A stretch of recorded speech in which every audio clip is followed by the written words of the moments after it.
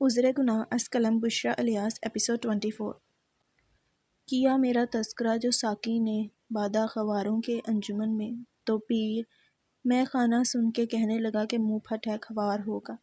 حالیت اس کی آنکھیں کھلی تو سفید چھت وہ دیکھ سکتی تھی، پلکیں جھپکیں، اس نے دھندلے منظر کو صاف کرنا چاہا، پلکیں جھپکیں، کمرے میں نظر دوڑائی، کمرے میں ڈاکٹرز موجود تھے۔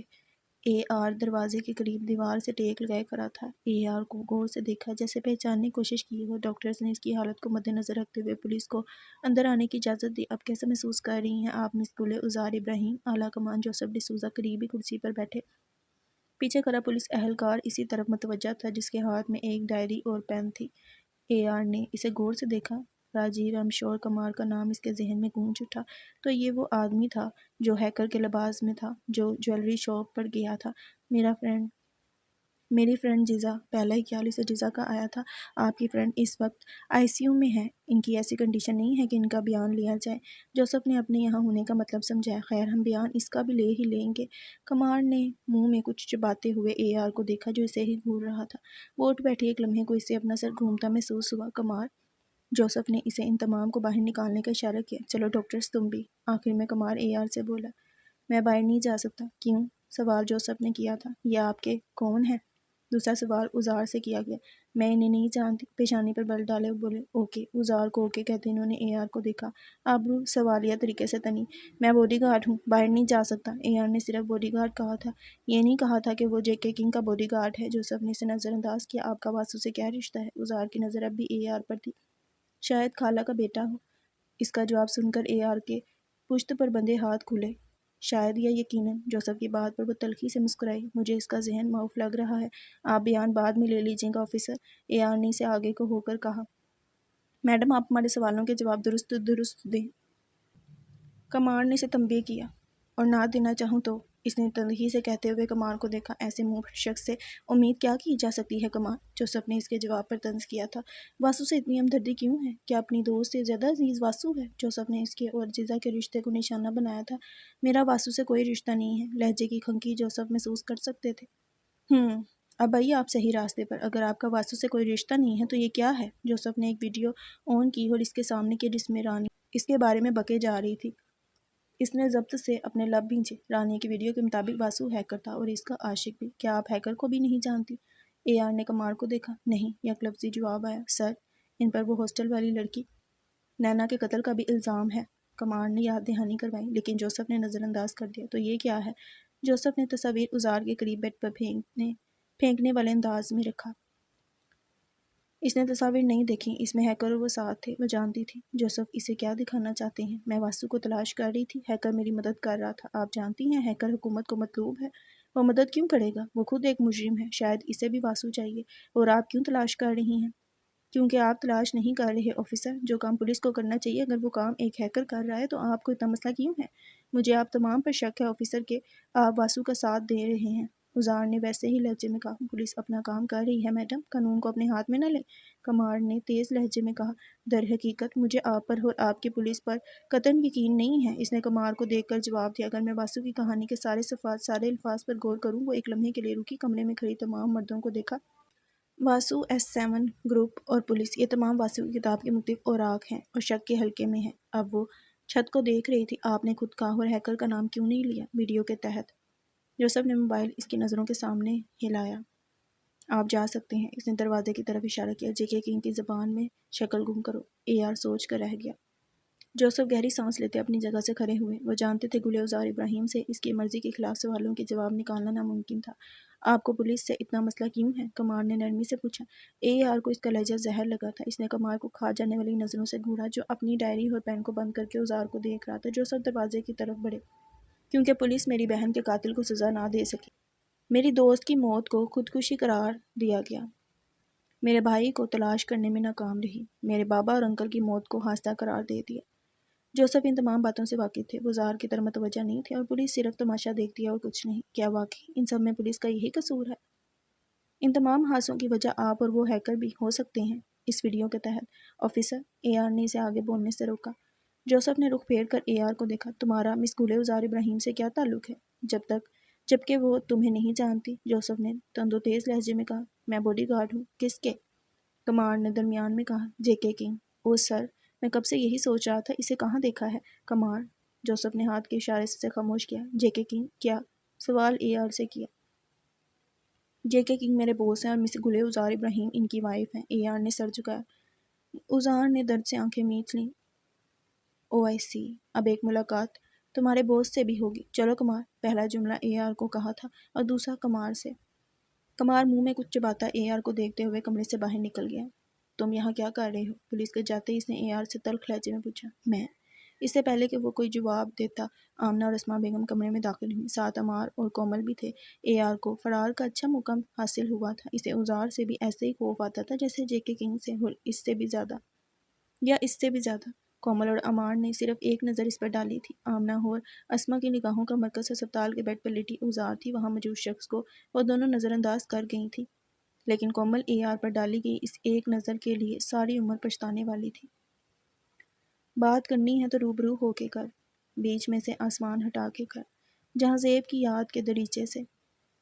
یہ اس وقت کی بات تھی جب اس کی ملاقات عالم الیگزینڈر انٹونو سے نہیں ہوئی تھی۔ ممبئی میں امان اللہ صاحب کے سفید بنگلوں کا منظر تھا، جس کے بڑے سے باغیچے میں لگے بینچ پر وہ بیٹھا کسی پھول کو دیکھ رہا تھا۔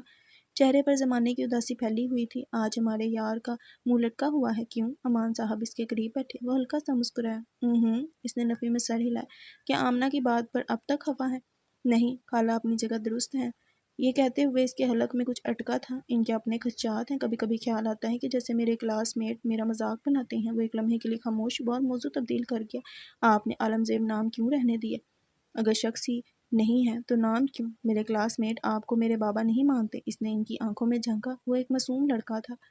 امان صاحب کی شخصیت سے ہر کوئی خوف کھاتا تھا، مگر وہ جہاں زیب تھا، ان کا بیٹا، ان کا یار، وہ کبھی ان سے ڈرا نہیں، لیکن باتوں کو گھما دیا کرتا تھا، اور امان صاحب اس کی ہر بات میں چھپی پریشانی کو بھانپ جاتے تھے۔ کیا کسی نے کچھ کہا ہے؟ جواب ندارد۔ پہلے یہ بتائیں، کبھی کبھی خیال کیا آتا ہے؟ وہ مسکرائے۔ اللہ نے انہیں عالم میرا بابا کیوں بنایا؟ آپ کے بابا ہم ہیں، برخدا۔ انہوں نے اس کے سر پر ہاتھ رکھے۔ تقدیر پر یقین رکھتے ہیں؟ ہاں، آپ نے کہا ہے اس لیے۔ وہ باتوں کو ٹال رہا تھا، اور وہ اس کے اس انداز کو سمجھ رہے تھے۔ اور اگر ہم نہ کہتے تب یقین نہیں رکھتا۔ لہجہ سرسری سا تھا۔ کیا یہ درست ہے؟ نہیں۔ اس کا مطلب ہم نہ بھی کہتے تب بھی آپ یقین رکھتے، کیونکہ یہ ایمان کا حصہ ہے، تقدیر پر یقین رکھنا۔ وہ ان کے دیے ہر سبق کو یاد رکھتا تھا۔ آپ ایمان کا ذائقہ اس وقت چکھ سکو گے، اور اللہ کے علم کی حقیقت کے حق اس وقت پہنچ سکو گے جب آپ اچھی اور بری تقدیر پر ایمان لے آؤ گے۔ بابا، اس کا علم کیسے ہوگا کہ کون سی اچھی اور کون سی بری تقدیر ہے؟ جو اچھائی یا برائی آپ کو نہیں پہنچی، وہ آپ کو پہنچنے والی نہیں تھی، اور جو آپ کو پہنچی ہے وہ چھوٹنے والی نہیں تھی۔ وہ اس کے قریب آئے، اس کے کندھے پر ہاتھ جمائے، اسے خود سے قریب کیا۔ کبھی بھی یہ خیال نہ لانا کہ گلے ازار بھی اپنی ماں کی طرح آپ کو عالم کا بیٹا سمجھے گی۔ وہ آپ کی اچھی تقدیر میں پہلے ہی لکھی جا چکی ہے۔ وہ کبھی آپ کو غلط نہیں سمجھے گی۔ آپ کی تربیت ہم نے کی ہے، آپ ہمارے بیٹے ہیں۔ بہت آسانی سے وہ اس کی پریشانی بیان کر گئے تھے۔ گلے ازار صرف جہاں زیب کی ہے۔ وہ مسکرایا تھا۔ آپ ان کے محافظ ہیں، ان کی حفاظت کرنا آپ کا فرض ہے۔ ان کے چہرے پر جہاں کا سکون تھا، جہاں زیب نے ایسا چہرہ کہیں نہیں دیکھا تھا جو طمانینت بخش تھا۔ منظر ہوا میں تحلیل ہو گیا۔ حالیت۔ دونوں ہاتھ سینے پر باندھے گاڑی سے ٹیک لگائے وہ امان صاحب کی بات پر غور کر رہا تھا۔ وہ محافظ تھا؟ کیا وہ محافظ تھا؟ کیا اس نے ازار کی حفاظت کی تھی؟ کیا اپنا فرض ادا کیا تھا؟ نہیں، ہر سوال کا جواب نہ تھا۔ ہسپتال کے مین ڈور پر نظر ڈالے وہ اے آر کا منتظر تھا۔ بوس، اے آر نے اس کے چہرے کے سامنے ہاتھ لہرایا۔ سن رہا ہوں، بولو۔ لہجہ گمسم سا تھا۔ گاڑی کے ڈور ہینڈل پر اس کا ہاتھ بڑھا، شاید وہ گاڑی میں بیٹھنے لگا تھا۔ کیا تم اس سے نہیں ملو گے؟ اے آر نے حیرت سے اسے دیکھا۔ نہیں، چلو۔ وہ گاڑی میں بیٹھا۔ اے آر گاڑی کی دوسری طرف سے آیا اور اندر بیٹھا۔ کیوں؟ میرا دل نہیں کہہ رہا اس کے لیے۔ اس نے ڈرائیور کو گاڑی سٹارٹ کرنے کا اشارہ کیا۔ تمہارے دل کو تم سے بہتر میں جانتا ہوں۔ اے آر نے بھی ڈرائیور کو اشارے سے روکا۔ ڈرائیور بیچارہ دونوں کو رحم کی نظروں سے دیکھتا رہا۔ اسے تمہاری ضرورت ہے۔ اے آر کا مکمل رخ اس کی طرف تھا۔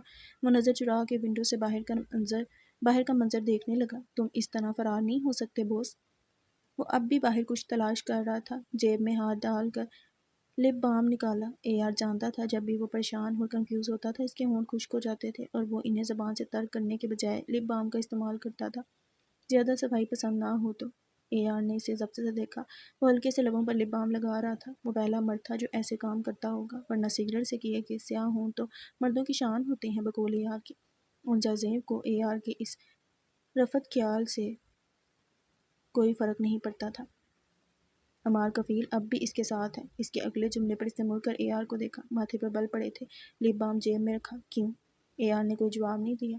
اس کے کیوں سے وہ تنگ آیا ہوا تھا۔ اگر وہ اندر ہے تو تم یہاں کیا کر رہے ہو؟ سختی سے بولا۔ میرا دل نہیں کہہ رہا اس لیے، اے آر نے اسی کے انداز میں کہا۔